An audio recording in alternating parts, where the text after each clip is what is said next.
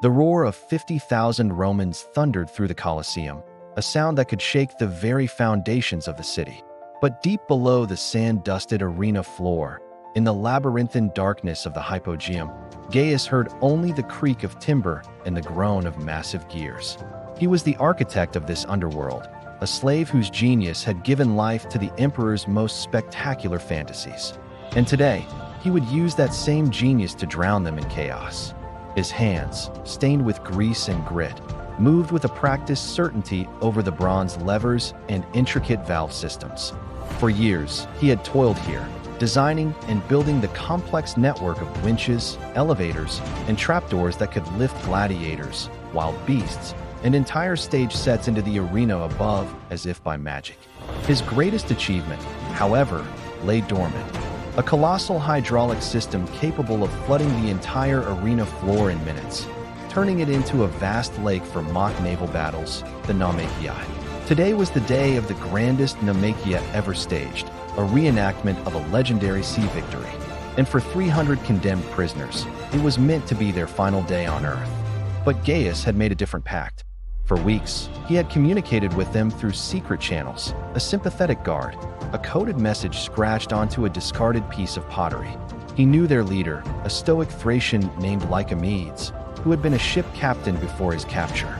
Gaius had given them a map, not of the arena, but of the vast network of aqueducts and drainage channels that fed and emptied the Colosseum. His plan was simple, yet breathtakingly audacious. When the arena flooded, a specific drainage gate, Gate 7, would be left unsecured. It led directly to the Aqua Claudia, a waterway that snaked its way out of the city. It was their one, desperate chance at freedom. Above, the preliminary games had concluded. The air grew thick with anticipation. Gaius could feel the vibrations through the stone floor as the last of the animal cages were lowered back into the depths. His heart hammered against his ribs, a frantic drumbeat against the steady, rhythmic clang of the water pumps he had just engaged. He had made a crucial, secret modification to the main aqueduct intake, a series of reinforced counterweights, rigged to a single, hidden release pin. When pulled, it would bypass the flow regulators entirely, unleashing a deluge far greater and faster than the system was ever designed to handle. The resulting surge would overwhelm the primary drains, forcing all the pressure towards the escape route at Gate 7.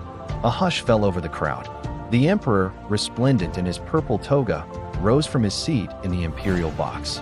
Gaius imagined him up there, his face impassive, ready to witness death for his amusement.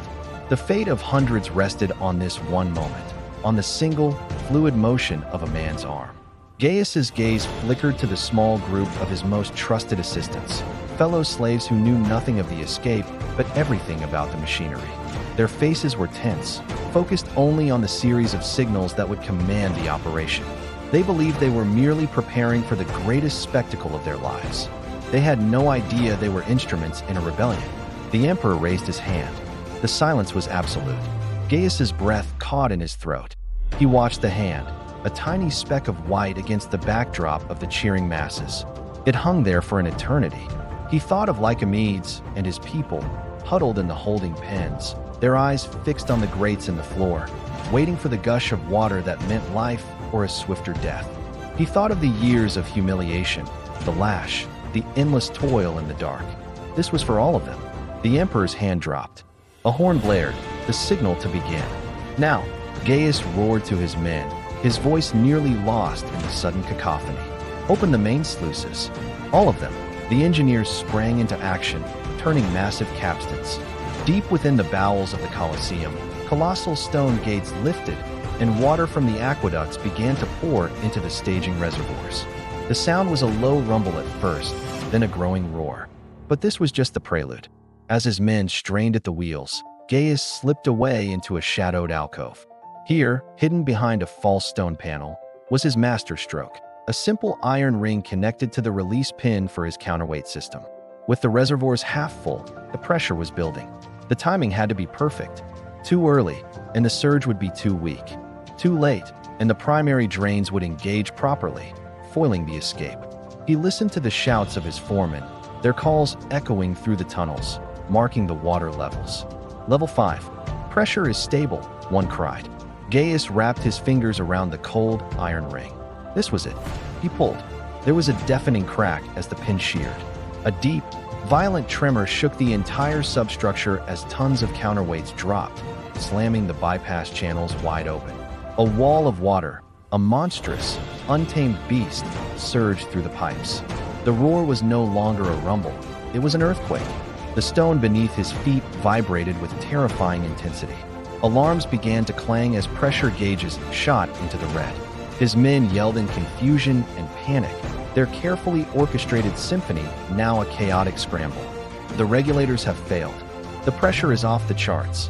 Up in the arena, the first jets of water shot up from the floor grates with explosive force, far higher and more powerful than ever before.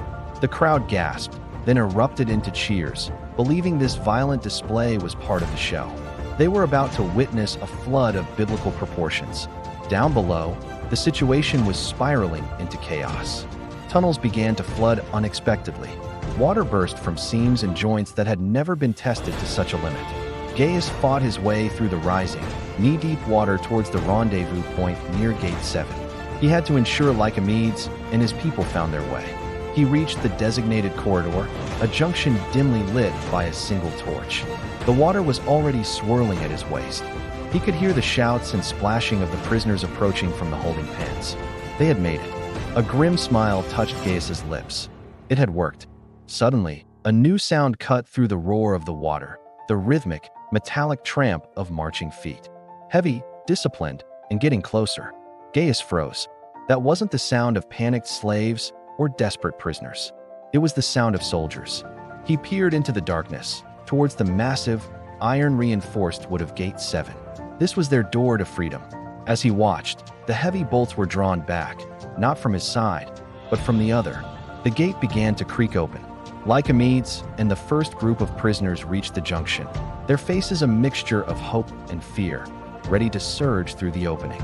But it wasn't the dark, rushing water of the Aqua Claudia that greeted them.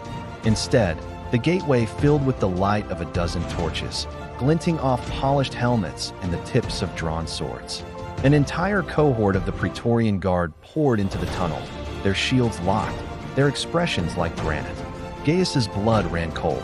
His gaze shot upwards, as if he could see through 100 feet of stone and water to the Imperial box high above. He pictured the Emperor's chief engineer, a smug, freeborn Roman who had always viewed Gaius with suspicion and jealousy. And in his mind's eye, Gaius saw him, standing beside the Emperor, a cruel, knowing smile spreading across his face. He had been discovered. The trap had been turned. Will Gaius and the prisoners escape the clutches of the Praetorian Guard? Find out in the next episode. If you enjoyed this story, don't forget to like, share, and subscribe for more tales from history's shadows. Thanks for watching.